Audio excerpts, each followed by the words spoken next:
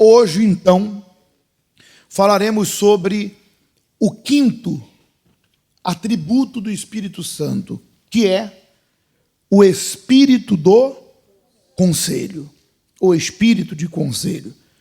E diz aqui, o Espírito de conselho nos dá capacidade para aceitarmos conselhos vindos de pessoas verdadeiramente de Deus, sem rebeldia e murmurações. Também aconselhar outros que vemos que estão por caminhos o quê? Errados. E principalmente nos autoaconselharmos. Ponto. Deixa eu explicar uma coisa para você. Quando o Senhor Jesus estava prestes a ir para o sacrifício do Calvário, ele começou a dizer, é necessário que eu morra e ao terceiro dia eu vou ressuscitar. E ele disse, eu irei ao Pai, se referindo a Deus, mas não vos deixarei órfãos.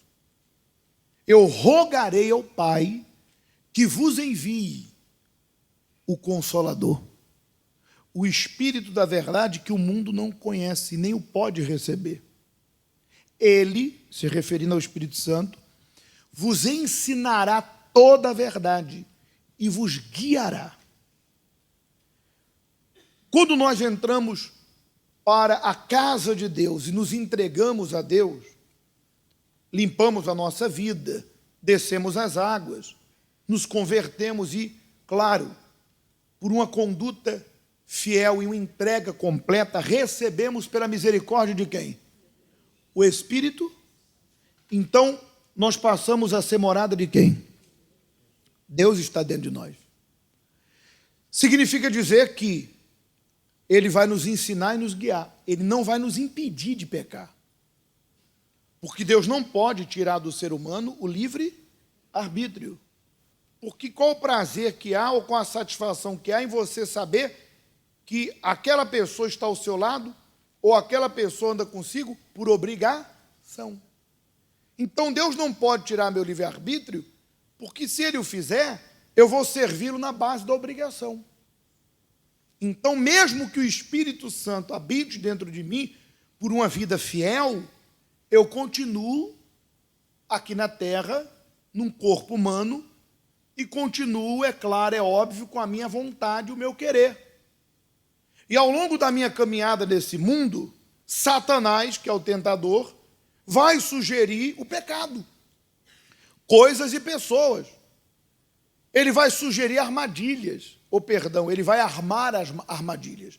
Ele vai lançar ciladas, dardos, para tentar recuperar a minha alma.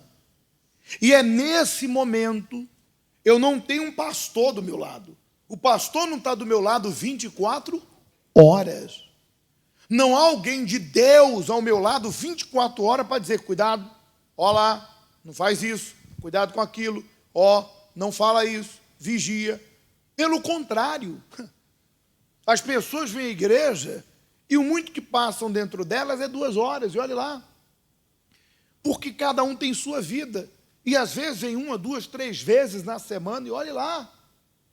E se ela sair por aquela porta e ela não tiver uma vida com Deus, ela se desliga completamente das coisas de quem? Porque há quem não leia a palavra, há quem não ore, há quem não jejue, há quem não tenha comunhão com quem? Quer dizer, menos ainda ela ouve a voz de quem? De Deus. Mas quando a pessoa, ela se tornou fiel, recebeu o Espírito, ela recebeu dentro dela a condição para vencer. E dentro dela há a voz de quem? De Deus. A qualquer altura da vida dela, a qualquer momento, seja num problema, seja numa perda, seja numa tentação, seja numa dúvida, ela vai orar a Deus, ela vai na palavra, ela vai buscar ali uma direção, ela vai falar com Deus, e Deus vai falar com ela. Não é no ouvido, Deus fala dentro de você. Ele fala através da palavra. Ele fala até através de uma canção espiritual, onde a letra tem tudo a ver com as coisas de quem? Ele fala como agora está falando consigo nessa palavra. E o Espírito Santo, em face àquele problema, ele diz: eu estou contigo. Não confie. Não olhe para trás. Seja fiel a mim. Persevere. Não desista. Esse problema não é para a tua vergonha, é para a glória do meu nome. Você vai se tornar um exemplo. Esse problema é para te amadurecer. Essa situação é para te aproximar mais de mim. Eu estou te livrando de uma decepção. Eu estou te livrando de uma armadilha. Mas nem sempre, quando Deus fala, a voz de Deus agrada a nossa carne, a nossa vontade.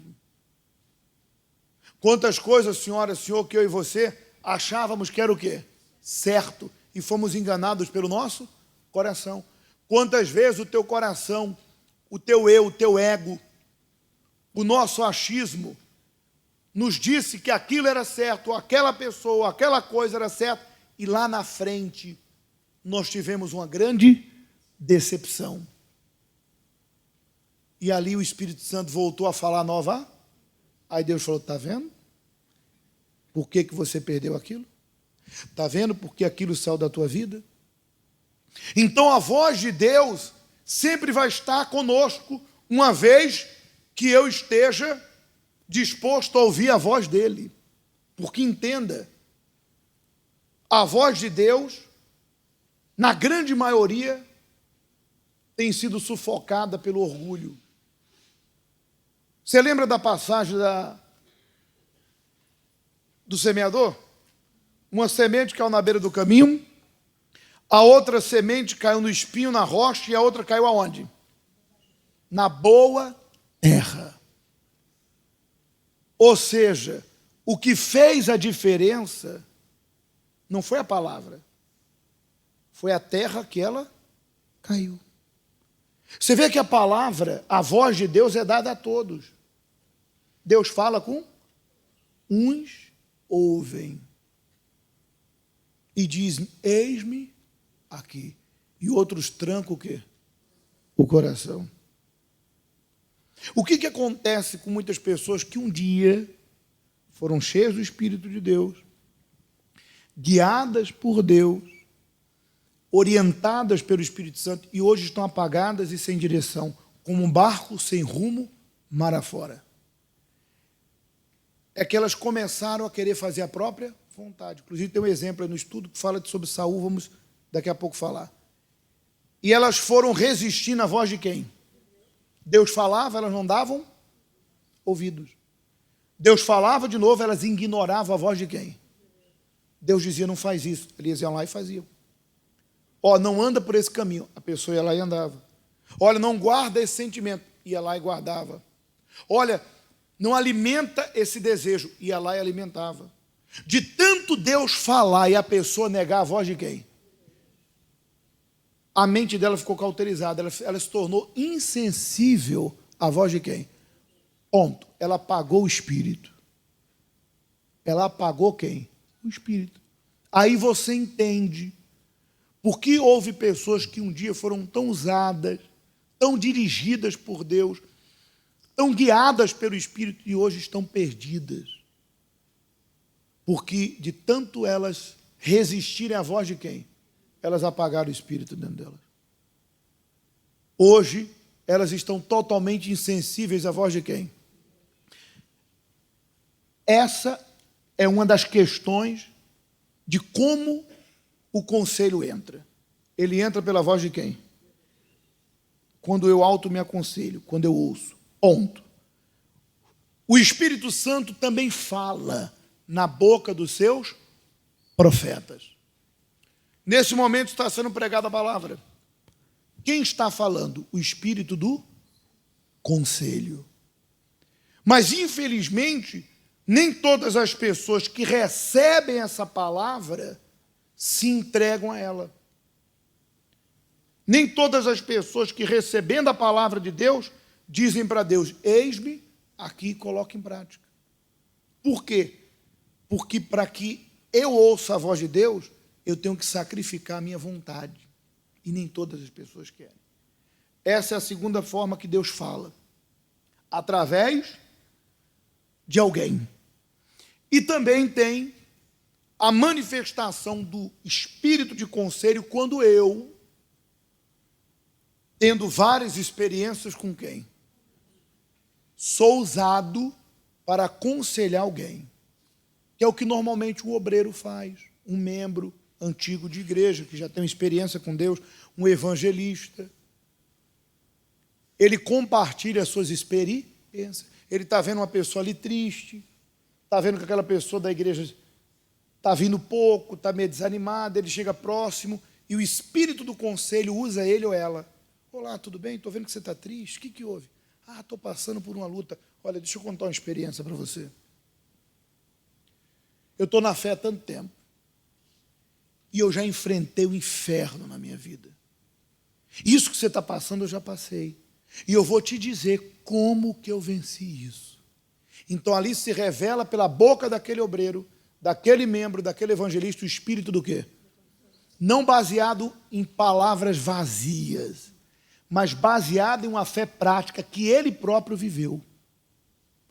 São 3 maneiras que Deus usa para falar.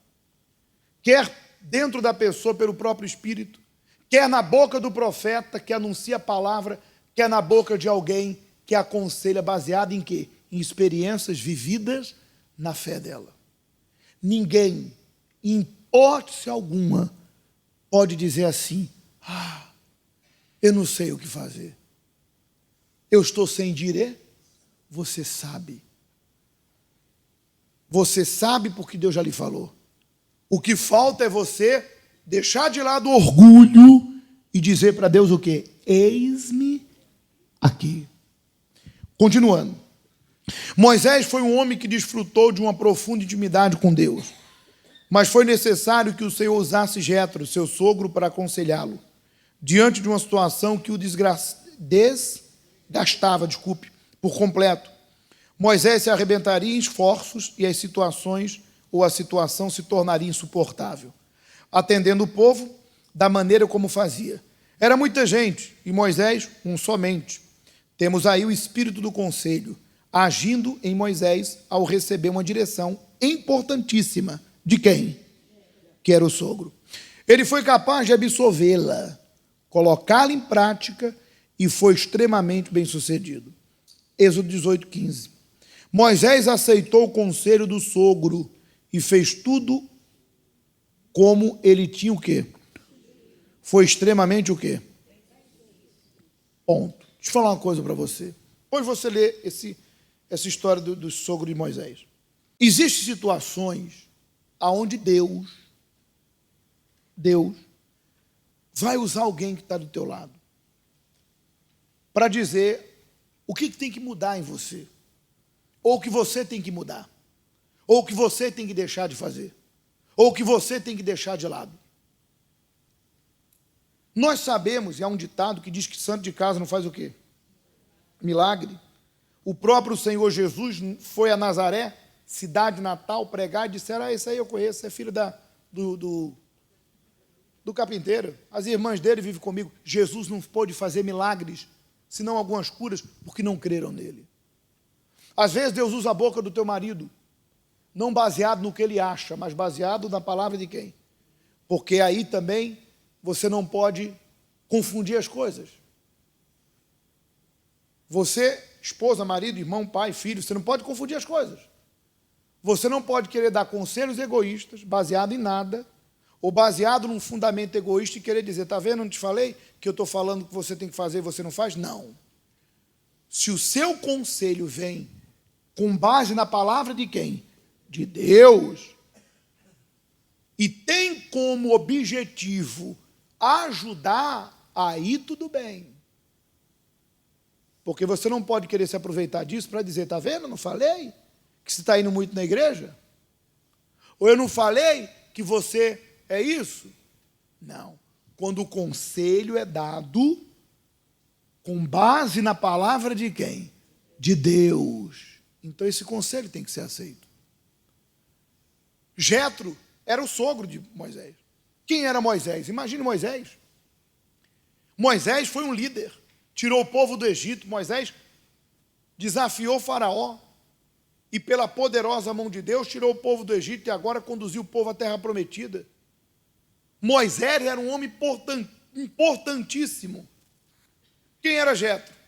Era de Deus, sogro de Deus, temente a Deus. Mas era um pastor de ovelhas, um homem que tinha uma vida simples. Mas Deus usou a boca daquele homem para falar com quem? Com Moisés, que era um líder.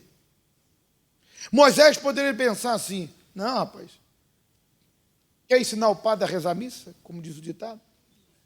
Não é isso? Eu sei o que eu estou fazendo, eu não preciso do seu conselho. Mas ele analisou o que o sogro falou, e o sogro tinha razão. Então ele nomeou auxiliares para que ajudasse ele naquela tarefa, colocando auxiliares para ficar como chefe de 1000, chefe de 100, chefe de 50. E aquela carga pesada foi tirada de sobre Moisés. Toda a causa que os auxiliares não podiam resolver era trazida a Moisés. Porém, aqueles podiam resolver, resolveriam. O povo ficou bem e Moisés ficou o quê? Melhor ainda. O conselho veio de quem? Então, às vezes, alguém quer te aconselhar ou alguém quer te dar um toque de certas coisas que você faz e você nem sequer quer dar o quê? Não me venha falar. Não. Você nem sequer para dar o quê? Você não avalia. Fala. O que você tem para falar? Olha, assim. Sabe que você tem razão? E esse é o problema. Por você nem ouvir. Porque de repente é teu pai, teu irmão, teu marido, teu filho. E isso é o orgulho que todos nós temos. E que tem que ser deixado de quê? De lado e colocar o quê? Deus acima. Então, de repente, teu filho, teu pai, tua mãe, teu irmão, está vendo uma coisa em você que você não está vendo. O sogro de Moisés viu que a maneira que ele atendia o povo era uma maneira ineficaz. O povo ficava numa fila tremenda, sol quente, acabava o dia, o povo voltava para cá sem atendimento, porque ele era que julgava a causa do povo. Então o sogro falou: não é bom, nomeia auxiliares, homens capazes, temente a Deus, que aborreça a avareza. Ele chamou 70, colocou o espírito dele nos 70, e os 70 julgavam o povo, e a causa que era demais, trazia para ele, ele resolvia. Tão simples assim. Um conselho. Agora imagine se ele fosse orgulhoso. Não, pode deixar, eu sei o que eu estou fazendo, eu sei o que eu estou. Se experiência de vida, resolvesse o problema que mais tinha aí fora era testemunho. Então, de repente, teu marido, pai, irmão, irmã, amigo está vendo uma coisa em você e já tentou te alertar e você não quer dar o quê? Mas estou falando, essa pessoa tem a visão de quem? E o que ela está falando tem como base as coisas de quem? Não um conselho egoísta ou oportunista. Ponto. Vamos lá. No tempo antigo, profetas, juízes e reis existiram os que aceitavam e os que não aceitavam o quê? Como o rei Saul, que recebeu o Espírito do Senhor, teve seu interior mudado e foi ungido por Deus como o primeiro rei de Israel. Mas, por não ter acatado as direções que recebeu do Espírito de conselho, o que aconteceu com ele? Fracassou no reinado que lhe fora confiado. O contrário desse exemplo foi Davi, sucessor de Saul, que em meio à às maiores batalhas enfrentadas, foi capaz de aconselhar a ele mesmo, o que garantiu o seu sucesso como rei de Israel. E tem um salmo que diz, Davi disse: por que você está assim tão triste, ó minha alma? E por que está assim tão perturbada dentro de mim? Põe a sua esperança em Deus, pois ainda o louvarei. Ele é o meu Salvador e o meu Deus. A voz do diabo perde força para aquele que é o quê? Humilde. E segue a direção do Espírito de quê? Poxa, a gente gasta tempo para ensinar você, mas deixa eu falar uma coisa. Saul, ele começou bem. Só que toda vez que Deus dava uma ordem para ele, ele desobedecia a quem? A Deus. Começou a desobedecer, começou a fazer do jeito dele. Você vê que tem pessoas que começam bonitinho na fé, direitinhas, abrindo mão do seu eu, obedecendo a voz de Deus. Só que depois de um tempo elas pensam assim, não, eu vou começar a fazer do meu jeito. E ignoram a voz de Deus e começam a fazer tudo do seu jeito. E começam a fracassar. Davi errou. Está lá na Bíblia o erro de Davi. Davi adulterou, Davi fez o censo de Israel que não deveria, deixou de confiar em Deus, pensando que a força da vitória estava no exército, pagou pelo erro. Deus mandou o profeta que o repreendeu. Sabe qual foi a atitude dele? Ele falou, eu vou mudar. Davi errou, mas mudou. Ele não tornou a cometer o mesmo. Pegue a Bíblia. Você não vê Davi cometendo o mesmo erro, porque errar é humano. Mas há pessoas que erram e o orgulho não deixa elas se arrepender, elas cometem o mesmo erro. Você está perdendo tempo. Você poderia estar lá na frente, você poderia ter aquele erro como uma lição, não como um fracasso. De repente o erro na tua vida não é para uma lição, um testemunho. O erro é para te destruir, é para tu fracassar, porque tu torna a cometer o mesmo erro. Se arrependa. E use esse erro como um testemunho para aqueles que de repente estão caminhando no mesmo rumo ou que de repente estão no mesmo erro. Use esse testemunho e fale, olha, eu errei nisso aí, eu perdi tempo, mas eu me arrependi, obedeci e Deus me deu vitória. Siga o conselho do Espírito Santo, não deixe o orgulho te dominar.